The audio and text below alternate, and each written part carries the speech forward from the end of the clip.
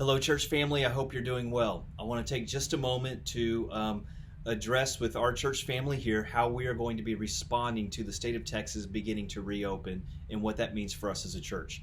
As many of you know, Governor Abbott earlier this week came out with phase one of starting to reopen the state of Texas for retail, for restaurants, movie theaters, and even places of worship.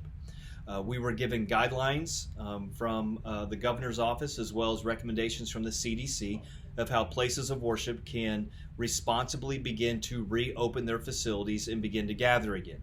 In addition to that, on Tuesday morning, I was on a phone call with hundreds of other pastors as Lieutenant Governor Patrick addressed us and some of our concerns or some of our questions on how we can responsibly reopen to our church families. And so with all that information and through prayer and discussion as church leadership, we've come to the decision that what is best for Northlake is that we're going to wait a few more weeks before we begin gathering together. Let me give you a few reasons why.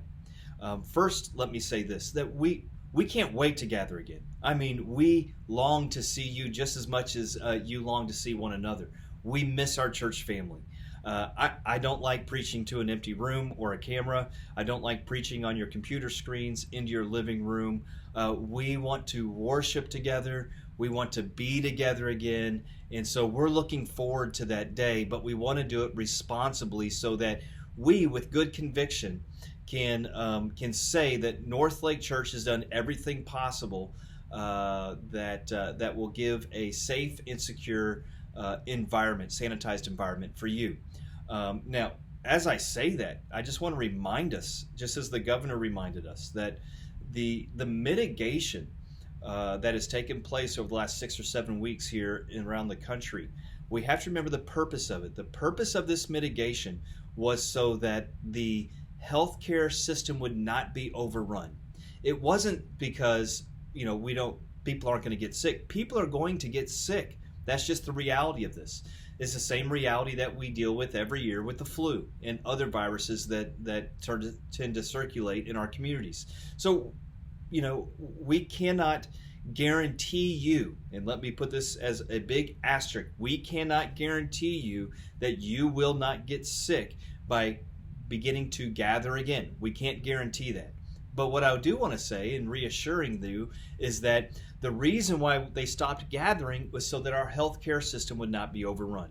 Now, the statistics that Governor Patrick gave us on Tuesday were there are 32,000 hospital beds in the state of Texas. Only 632 of those beds are being used for coronavirus patients. And so the mitigation, they say, has worked. It has not overrun our hospital system. So that's a good thing. So just be mindful of that we want to do the best that we possibly can to make sure that everybody is safe as possible, but that's not a guarantee that you may or may not get sick. So we have decided to wait just a few weeks. Some of the guidelines that were passed down to us are things such as this: no children's ministry at this time during phase one. Every other row in the auditorium must be empty under phase one. A family unit, let's say you have four or five people in your family, 2 seats to your right, 2 seats to the left of your family unit must be empty. And so when we begin to do the math, this is what your church experience looks like. It looks like about 60 people in a room, and you're wearing a face mask. We are encouraged to tell you to wear gloves. You have hand sanitized. We have taken your temperature before you can get in. You cannot shake hands, you cannot give a hug, you cannot touch one another, you cannot even really speak to each other closely. When we worship, we have to have our mask on. Let's see what else. Our children, our babies are going to have to be on our lap. Our toddler's going to be on our lap. When we dismiss you, we need to dismiss you by family unit, and so everyone has to stay seated until everybody gets out of the building. And at that time, we can only accommodate about 60 people under these guidelines in our facility. On any given Sunday, we are pretty much at max capacity here at Northlake. We have little room to spare, but not much. So to actually adhere to these recommended guidelines by the governor's office, it means that we would have to probably have about 8 services for all of you to come. Now that's assuming you would even come, because you may be thinking, I don't really want to come to church with my baby in my lap wearing a face mask and doing all these things. And we understand that. I understand that. In fact, I begin to look at it like, man, with all the stuff that we're being asked to do, this sounds like a horrible church experience. I think I'd much rather just stay home, worship with my family, online, while I sit in my pajamas and eat my bagel or my cereal, and I can do that for a few more weeks.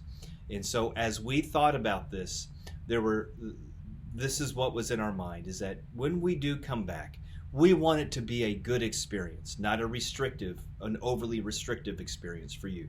Secondly, we also know that if we were to begin to gather together, we would have to increase our service times, the amounts of services that we offer. Even then, we may have to turn people away at the door, and we don't ever want to be known as a church that turns people away. And so just because another church down the road or in another community or around the state of Texas begins to open their doors next week or the following week, we don't feel any pressure to do that. Our first concern is that we do this responsibly. We do this responsibly so that if someone does get sick, we can say we did the best that we could to keep them as safe as possible. So we are looking at probably at the end of May, probably May 17th at the earliest, possibly the first week of June at the latest, we will begin gathering together again as a church family. When we feel comfortable as leaders that we can adhere to the guidance that's been given to us by the governor's office and by the CDC under the different phases, then we will open our doors, and we will do it quickly. Our goal is that hopefully by the end of May, we are all back to absolute normal with no restrictions, and the state of Texas is fully opened up. And we just need to be cautious. We need to wash our hands. We need to hand sanitize. We just need to not touch our mouth after we shake a hand. We do those type of things, we're going to be okay. So I hope you understand the decision that we've come to. It really is with the best interest of you and your family, and also our community. We want to be socially responsible during this time so that we can be, so that we will have a good testimony in our community. We would hate for an outbreak to happen in Laga Vista because of the hundreds of people that gather at North Lake on a Sunday, at least right now. And so I hope you understand that. We are looking at, as the earliest of May 17th, at the latest, probably the first week of June is when we're going to start gathering together. I cannot wait until we gather together again. I'm excited. And not only am I excited, but I'm excited about this Sunday. This Sunday I begin a new series on the book of Ephesians. And I haven't been more excited about preaching a book of the Bible than I have this particular book of Ephesians. And so I think you'll be encouraged and you'll be challenged. So make sure that you keep tracking with us here these next few weeks as we continue online. We miss you. We love you. If we can serve you in any way, please let us know. We'll talk to you soon.